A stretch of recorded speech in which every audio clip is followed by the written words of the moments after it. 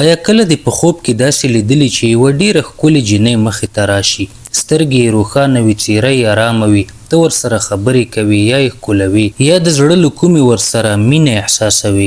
دا خوب عادي نه دی، دا خوب ستا د زړه پټ رازونه بربنډوي. د خوبونو د علماو او مفسرینو په وینا په خوب کې د ښکلې جینۍ لیدل اکثره د دنیایي هیلو ارمانونو او د انسان د نفس غوښتنو نښه وي.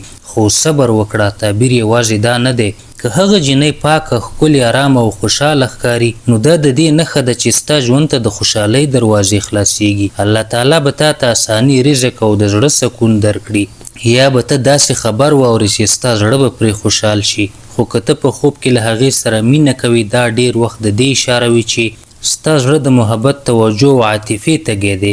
یا ته په واقعي ژوند کې د یوه شي سخته تمه لري، کیدای شي واده، کار، ارمان یا یو ناپوره شوی خوب. اوس راځو تر ټولو حساسي برخې ته، په خوب کې د جینۍ ښکلول. که ښکلول له شهوت پرته وي، نو دا د خیر، پیدې او د زړه د غوښتنې پوره کېدو نښه ده.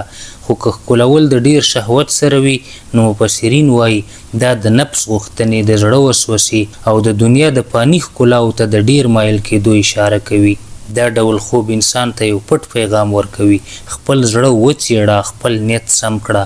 ځینې وخت دا خوب دا معنی هم لري چې ته د یوې غلطې لارې په لور کش کېږي، یا تا یو داسې شي پورې زړه تړلی چې تا ته به دوامداره سکون در نه کړي. او که هغه جینۍ نااشنا وي، نو پوه شه چې دا جینۍ په اصل کې ته نه یې لیدلی، دا ستا د دنیا بڼه ده. هو، دنیا کله کله په خوب کې د ښکلې جینۍ په څېر راڅرګندېږي. خو که ته پرې ډېر مین شوي، نو دا خبرداری دی چې دنیا مه دومره په زړه پورې کوه چې آخرت در نه هیر کړي.